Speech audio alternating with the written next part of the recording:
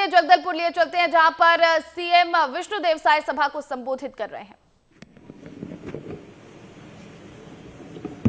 बोलिए भारत माता की, भारत माता की, छत्तीसगढ़ महतारी की, छत्तीसगढ़ महतारी की, दंतेश्वरी माई की, दंतेश्वरी माई की। आज मां दंतेश्वरी की पवित्र भूमि जगदलपुर में बस्तर ओलंपिक 2024 के समापन समारोह में आज के कार्यक्रम के मुख्य अतिथि भारत सरकार के यशस्वी गृह एवं सहकारिता मंत्री माननीय श्री अमित शाह जी, हमारे प्रदेश के ऊर्जावान उप मुख्यमंत्री जो प्रदेश के गृह मंत्री भी हैं श्री विजय शर्मा जी, प्रदेश के खेल मंत्री श्री टंकराम वर्मा जी, छत्तीसगढ़ सरकार के मंत्री श्री केदार कश्यप जी, इस क्षेत्र के सांसद महेश कश्यप जी, हमारे प्रदेश के अध्यक्ष और जगदलपुर के विधायक किरण देव जी, विधायक श्रीमती सुश्री लता उसेंडी जी, विधायक विनायक गोयल जी, आसाराम नेताम जी विधायक, मान्य श्री नीलकंठ टेकाम जी, सभी हमारे नेतागण, भारत सरकार के अधिकारीगण, प्रदेश सरकार के अधिकारीगण और इस समापन समारोह में उपस्थित सभी हमारे जिलों के खिलाड़ी बंधुगण, नागरिक बंधुओं और मीडिया के साथीगण, आज छत्तीसगढ़ के लिए बड़ा सौभाग्य का विषय है कि इस बस्तर ओलंपिक समापन समारोह में हम लोगों के बीच में हमारे देश के यशस्वी गृह मंत्री उपस्थित हैं। मैं चाहूंगा कि आप सभी उनका करतल ध्वनि से एक बार स्वागत करेंगे। और मैं माननीय गृह मंत्री जी से कहना चाहूंगा कि आपका मार्गदर्शन हमेशा छत्तीसगढ़ के विकास और यहाँ के लोगों के कल्याण के लिए बड़ा महत्वपूर्ण रहता है। मैं सभी बस्तर वासियों का भी हार्दिक अभिनंदन करता हूं, जिन्होंने पूरे उत्साह के साथ इस बस्तर ओलंपिक में भाग लेकर इसको सफल बनाकर इसको ऐतिहासिक बना दिया है। इस आयोजन में 1,65,000 से अधिक प्रतिभागियों ने भाग लिया। इतनी बड़ी संख्या में खिलाड़ियों के लिए प्रबंध करना एक चुनौती थी, लेकिन बस्तर संभाग के 7 जिलों की पूरी टीम ने इस काम को बखूबी किया है। इसके लिए मैं सभी को बहुत बहुत धन्यवाद देता हूं। और ये बस्तर ओलंपिक 3 चरणों में विकासखंड, जिला और संभाग स्तर में संपन्न हो रहा है। और इस आयोजन में बच्चों से लेकर युवा, महिला और बुजुर्गों तक सबकी भागीदारी है।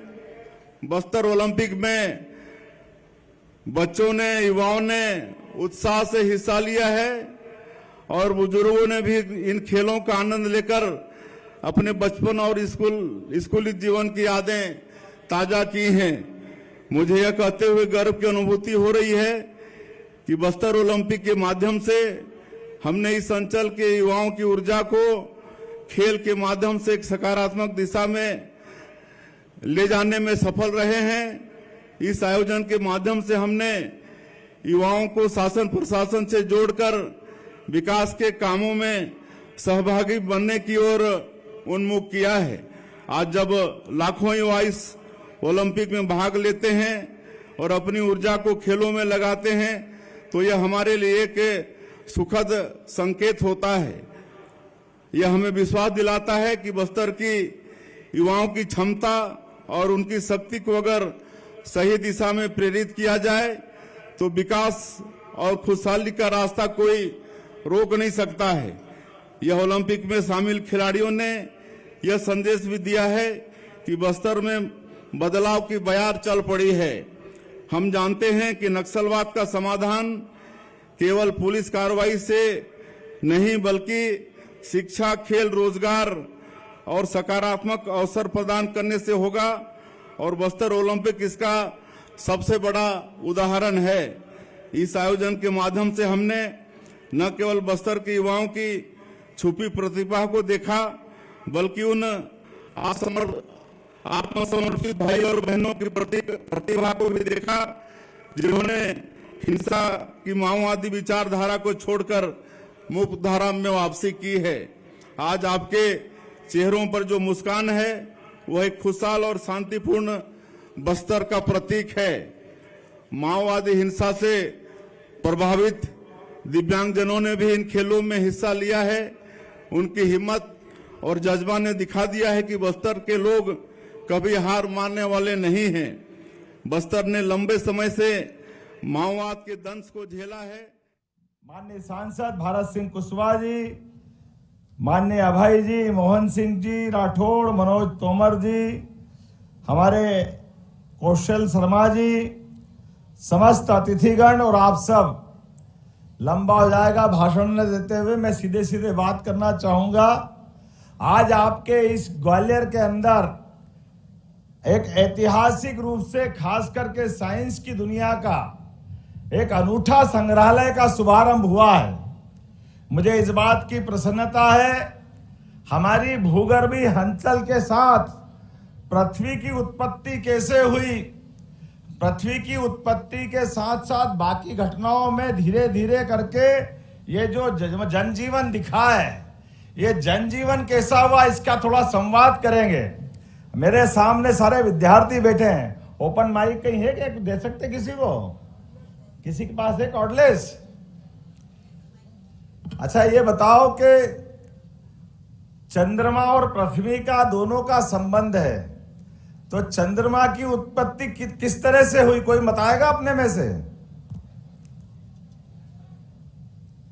कोई हाथ खड़ा करेगा इधर से? हाँ जरा बताइए, बेटी हाथ खड़ा कर रही, दो भैया उसको हाथ। सर नमस्ते। सर चंद्रमा की उत्पत्ति पृथ्वी से मानी जाती है। जैसे ध्रुवीय बल के द्वारा मानी जाती है कि चंद्रमा जब ध्रुवों की ओर जाता है ना, तो पानी के गुरुत्वाकर्षण बल के कारण पृथ्वी का कुछ भाग टूटकर अलग हो गया है। इसीलिए चंद्रमा और पृथ्वी में समानता है, गुणों में भी और वहां पे जो भी प्राकृतिक रूप से पाया जाता है उसमें भी। ये तो अच्छी बात है, लेकिन आधा सत्य बेटा, आधा बाकी रह गया। सर मैं माफी चाहती हूँ, लेकिन मुझे इतना ही। लेकिन जोरदार नाम बता दो, तुमने बहुत अच्छा उत्तर देने का प्रयास किया। सर मेरा नाम अंजलि रावत है, मैं साइंस कॉलेज की छात्रा हूँ, बीएससी 3rd ईयर। बहुत अच्छा, बहुत। अंजलि के लिए ताली बजाओ भाई। और कौन बताएगा चंद्रमा की उत्पत्ति? ज्यादा कठिन हो गया क्या?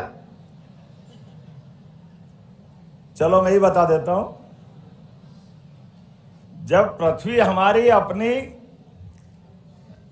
आग के गोले से धीरे धीरे ठंडी हुई और ठंडी होने के बाद नीचे भूगर्भीय चट्टानें वगैरह बन गई और धूल वूल पर्याप्त जम गई, उसके बाद एक दिन उल्कापात होता, ऊपर से कोई दूसरे ग्रह का पिंड गिरता है और पिंड से जैसे ही पृथ्वी की टक्कर होती तो एक धूल का गुबार ऊपर उठता है और धूल का गुबार पहले तो लंबा रहता है 8-15 दिन, लेकिन फिर एक चुंबकीय जो गुरुत्वाकर्षण की अपनी कक्षा है पृथ्वी की, उस कक्षा के आधार पर वो अपनी पृथ्वी से दूर नहीं जा पाता है और आखिरकार 1 महीने में ही वो गोल आकार बन जाता है और वो अपनी पृथ्वी के चारों ओर चक्कर लगाने लग जाता है। इस प्रकार से चंद्रमा की हमारे अपने पृथ्वी से उत्पत्ति हुई है। बहन का बात का उत्तर सही है, मैंने पहले का जोड़ने का प्रयास किया। अरे बात समझ में आई तो कम से कम समर्थन तो कर दो।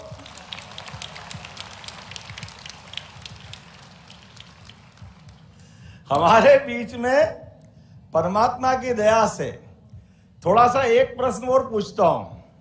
कोई ने कहा कि मैं ग्रह नक्षत्र पे विश्वास नहीं करता, तो सरल उदाहरण से ग्रहों पे विश्वास, यहां जितने बैठे कोई ऐसा है कि जो ग्रह को नहीं मानता, तो वो कोई हाथ खड़ा करके बताए कि मैं ग्रहों का असर नहीं मानता हूं, ग्रहों की मेरे जीवन में कोई रोल नहीं है। थोड़ा सा कठिन है क्या? उल्टा बोल देता हूं, ग्रहों का अपने जीवन पे क्या असर आता है, ये खगोलीय घटना से जोड़ के नहीं बता रहा हूं, सीधे सीधे हमारे बीच फिजिक्स से जोड़ रहा हूं। अच्छा ये बताओ, हमारी घड़ी काहे से चलती है? काहे से चलती है? कौन कौन कह रहा सेल से? हाथ खड़े करो। मैं कह रहा आप सब फेल। अरे घड़ी का सिद्धांत काहे से चलता है ये बता दो। चलो, हैं? क्या हुआ? अरे सुई से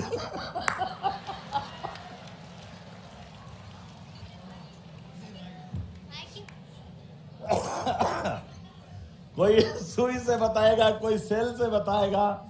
पहले जब धूप घड़ी थी तब कैसे करते होंगे? छाया से भी चलता है ना। तो अब ये तो गलत हो गया, सुई भी फेल हो गई, सेल भी फेल हो गया, तो घड़ी काहे से चलती है महाराज?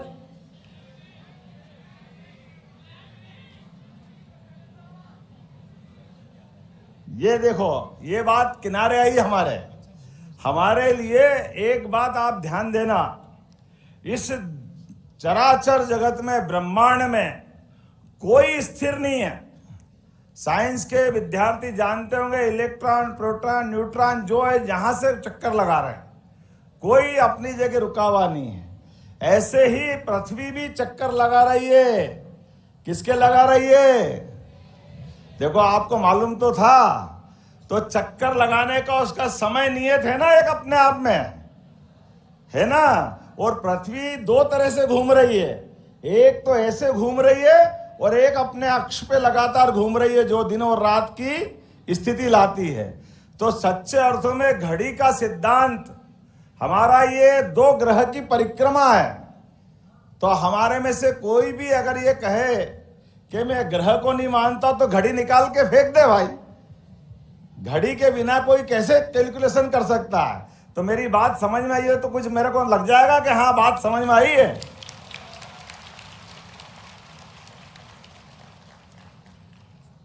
ये एक नहीं, ऐसी कई सारी बातें हमारे जानकारी में भी होना चाहिए। लेकिन आज जब ये हम अपनी रचना देख के आएंगे, क्या बोलते भूगर्भीय रचनाओं के लिए हमारा इतना सुंदर संग्रहालय बना हुआ है। ये हमारे बीच में साधु संतों को 108 और 1008 की डिग्री मिलती है। कोई बताएगा कि 108 की डिग्री क्यों मिलती है? साधु संत अपने नाम के आगे 108। हाथ खड़े करके बताओ, बैठे बैठे मत बताओ, पोल खुल जाएगी तुम्हारी।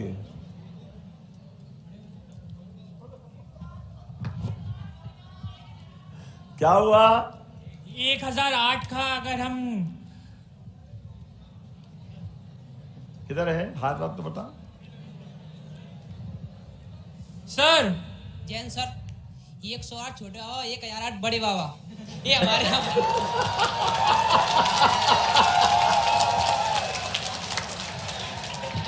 भारत माता की जय। 108 छोटे बाबा, 1008 बड़े बाबा, हो गया कल्याण। इससे बढ़िया कोई जवाब नहीं भाई।